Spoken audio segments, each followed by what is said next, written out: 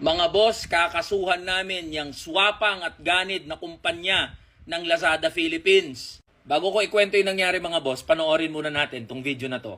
Mabuhay ang mga kamanggagawa ng Lazada!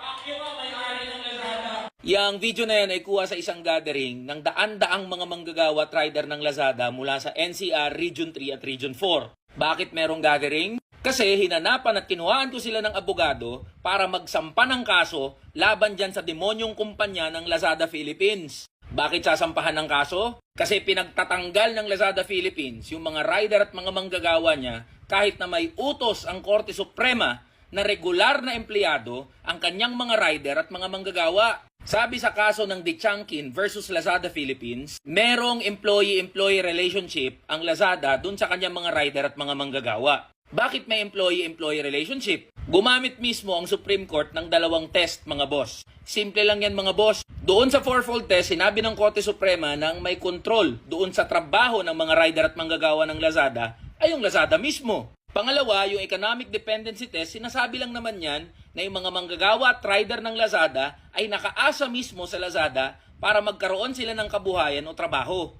Ngayon, dahil sa ruling na yan ng Korte Suprema, dapat itrato ng Lazada yung mga rider at mga manggagawa niya bilang mga regular na mga manggagawa. At dahil sila ay mga regular na empleyado, hindi dapat sila basta-basta tanggalin sa trabaho at dapat makuha nila yung mga benepisyo gaya ng isang regular na manggagawa. Pero anong ginawa ng hayop na Lazada Philippines? Halip na ipatupad yung sinabi ng Korte Suprema, pinagtatanggal niya yung mga rider at mga manggagawa niya mismo. Kaya sa buong Pilipinas, tinitipon na namin lahat ng mga rider at mga manggagawa ng Lazada na pinagtatanggal niya. Kakasuhan mismo ng mga rider at manggagawa yung Lazada Philippines. Kung sa tingin nyo, takot kami sa inyo, ulol. Kahit malaking kumpanya kayo, kakasuhan namin kayo. Kaya sa ganid at swapang na Lazada Philippines, fuck you.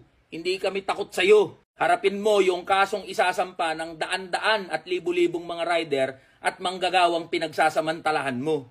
Fuck you ka uli.